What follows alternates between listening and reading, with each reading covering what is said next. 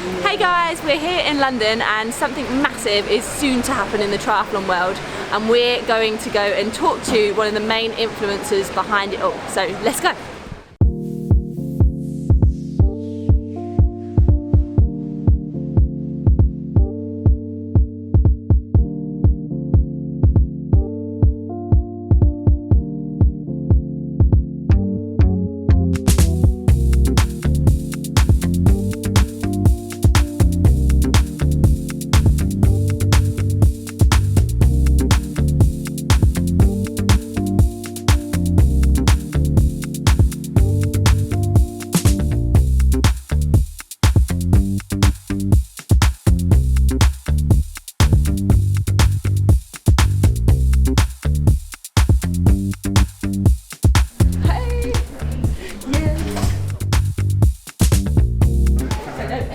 How are you? Good, thank you. Very good. How are you? Yeah, good. How you doing? Hello, mate. Nice to meet you, Toby.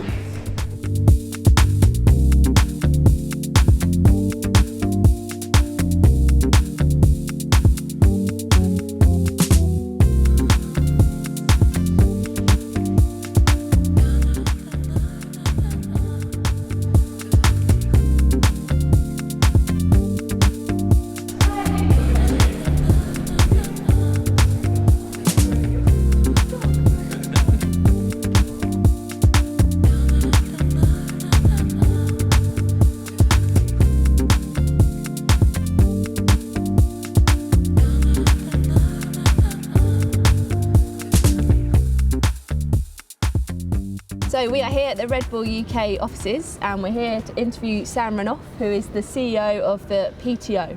Thanks, Sam, for joining us today. No problem. We have some questions for you. Yep, shoot. Okay, so Sam, could you explain a little bit more about who you are and what the PTO is? Sure, absolutely. So I'm the CEO of the PTO, which stands for the Professional Triathletes Organization. Very comparable to the ATP in tennis or the PGA Tour in golf. And we're an organization that's been formed really to elevate the status of amazing athletes like you guys, and ultimately inspire more people to do triathlon. Brilliant. Perfect. So you see the PTO as a similar movement to the ATP in tennis. Hopefully it's going to go that way.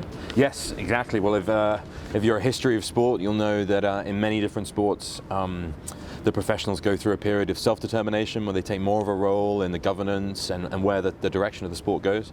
And we feel that this is the right time in triathlon for the professional athletes to take the center stage and really elevate the status of the sport, because at the end of the day, it's you guys that inspire so many people to take up triathlon. Brilliant. So you talk about the PTO following along the lines of the ATP. Yes. Where did the idea for the PTO come from?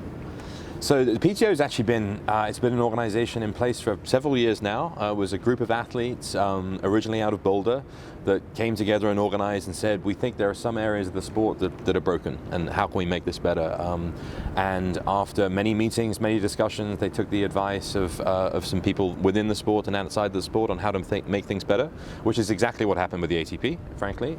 So the parallels are really clear. And most recently, as you guys probably saw, I'm very excited to be able to announce an investment from Mike Moritz and his investment vehicle Crankstart out of Silicon Valley. And so he's bringing some expertise and means that we can invest in bringing world-class broadcast and things like that for the sport of triathlon. So it's been a long time coming, but now we're really ready to get going.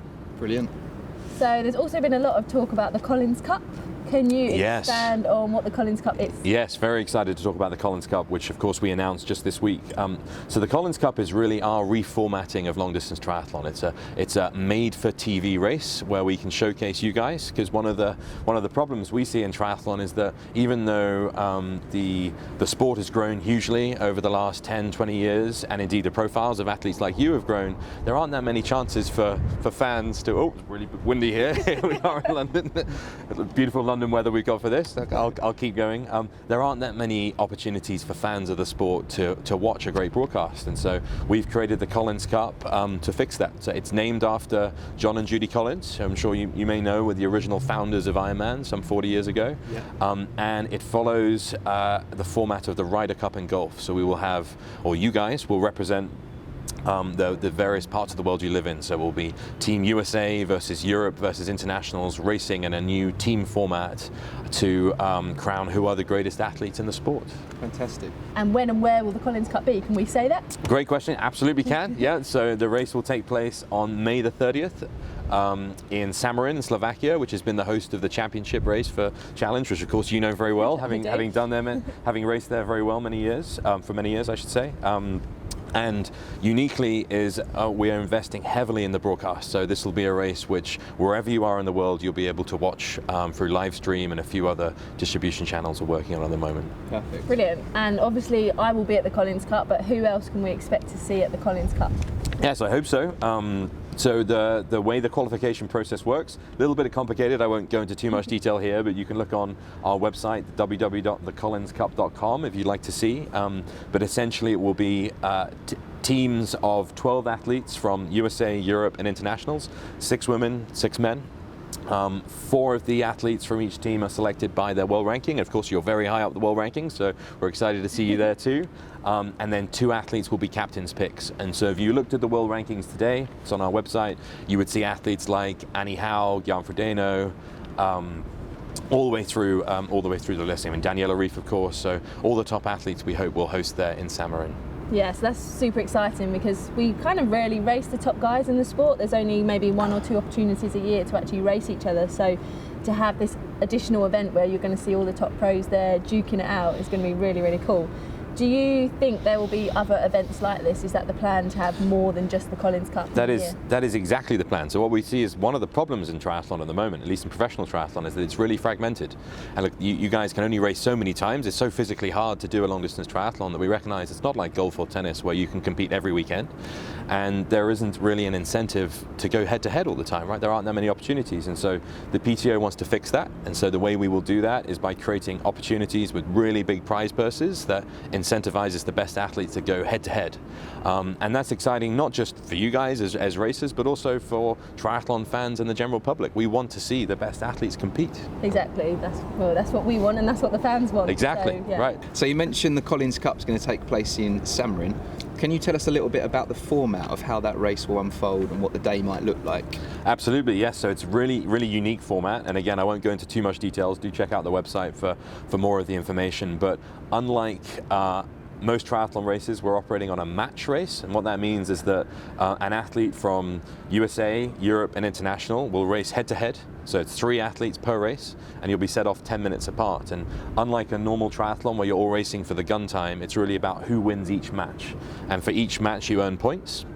And also depending on how far ahead you might be from the winner to the loser. And so one of the reasons we've done that is to create an exciting broadcast all the way through the race. So for the entire roughly 6 hours that the race will go on, you won't know who's winning right until the last minute. And that really overcomes kind of the problem sometimes when we have fantastic athletes like you that go out way ahead, and it means it's kind of boring towards the end. This will create excitement right up to the finishing moments of the race. Fantastic. So obviously there's a lot of incentive, there's a lot of more financial kind of earnings to be made in this system. Do you think that is going to bring maybe the shorter distance ITU athletes up to the middle and longer distances? Do you think that will bring them in and give them a bit more appeal? Good question. Yes, potentially, right? I mean, we're conscious that we've launched the PTO in the Olympic year. We certainly don't want to distract anyone from Tokyo, and that's a really big focus for all of the ITU athletes. But logically, if there are larger prize purses, it's going to make it more interesting. For this first year, the Collins Cup is over the 70.3 distance, and so not too hard for the shorter athletes to maybe step up to that. That said, the race being in May may be a little bit challenging for some in the first year. Certainly, I would say over time, over the next couple of years, as PTO launches more races, I think we'll attract more athletes to long distance for sure. Yeah, that's definitely what we want to see as well. You've seen some of the ITU athletes coming up to that middle distance, so if it's going to bring more athletes in, then the racing is only going to get more exciting. Absolutely. So, yeah, fingers crossed for that. That's what it's all about. Did you actually? He's got the mic. Are you serious? That's great. So with this new format that's going to be waves of 3 athletes at a time, Do you feel like that is a avenue for long distance triathlon to make mainstream TV, make it a bit more exciting for the fans? Yeah, so that's ultimately why we've done it. We don't want to change all of the racing. We're not saying that the standard format isn't a good one, but we want to create a way that both triathlon fans and crucially broader sporting fans can get engaged with the sport. And so it's not really just about the wave format, it's also about things like graphics and biometrics. So we're working out ways that we can make the broadcast as exciting as possible. So you can watch for 3 or 4 hours, or even just watch for an hour, go away, do your washing, have some food, come back, and still be engaged by the race. And we think, look, there are lots of sports that take place for a long time, right? I mean, if you look at cricket, sometimes that goes for 5 days, and yet that's an exciting broadcast. And so we're bringing talent and expertise from other sports, bringing them to triathlon and saying, how do we make this exciting? Because we know the fundamentals, this is the most phenomenal performances, or sorry, triathletes produce some of the most phenomenal performances in sport, but the general public doesn't necessarily see that yet, so we want to fix that. And do you think sometimes you see in some of the races, like the bike races, they would display, you know, like the power of the riders going up the climbs and the speed at which they're descending? Yep. Are you looking to do similar? Exactly that and more, really. So power, speed, predicted times, handicapping, all these kind of things. And we're even working on hopefully potentially being able to get some cameras on bikes if we can. I'd love with all 36 athletes to have GoPros attached to the tri-bars so we can go in real time and see how's Lucy doing, even to the point of having a camera facing your face so you can see, look how much it hurts, right? The pain face. You know, the pain face, exactly, right? And this is what, it's really important because it's all about storytelling. Sport at the end of the day is about storytelling, and so we want to make you guys as athletes as accessible to the fan base as possible, and by showing that, that's what we achieve. Yeah, that was something I was thinking. There's so many big personalities in this sport that really no one knows about outside of our small little bubble. So do you think this is going to allow more people to know about the personalities in our sport and have kind of that wider reach? That's exactly right. So it's all about storytelling. And so this will be an opportunity both to bring all of the best athletes together in one place and then tell their stories for a broadcast that will be larger than anything the sport has ever seen. Amazing. Well, yeah, thank you so much for your time, Sam. Good location for our interview today. There you go, yeah. How will people be able to follow along, find out more about the ongoings of the PTO, the Collins Cup? Is there a way that they can do that? Yeah, the best thing would be to head to our website. So we've got a couple, but the main one is www.thecollinscup.com. We've got lots of information there about the race format, the ranking, see how Lucy's doing in terms of other athletes, and there's a section there where you can sign up for notifications. And look, we've got 5 months, or in fact there's 143 days. I know that because I looked at the countdown clock today, or that's when we did the interview, of course. 143 days where we will be pushing out information about the Collins Cup that we want the whole triathlon world watching in Sam Renouf on May the 30th. Brilliant. Well, we're excited. So, bring it on. Great. Thanks, Sam. Thank you very much.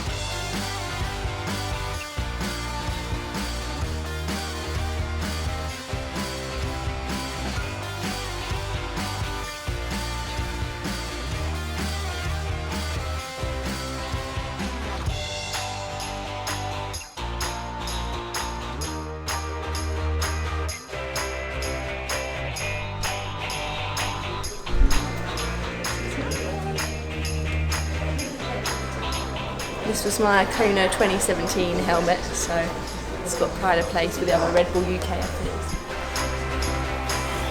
Some really nice ones up here. I'm really excited to see my 2020 Red Bull helmet, which looks so cool, and may even have Lola on it.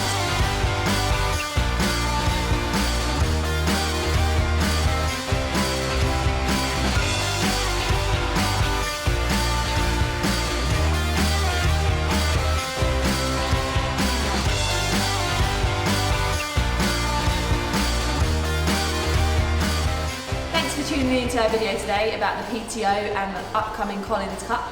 Any questions that you've still got, then put in the comments section below and we'll try and answer as many as possible. If you want to watch our latest video on off-season is over, click here. And if you want to subscribe to our channel, click here.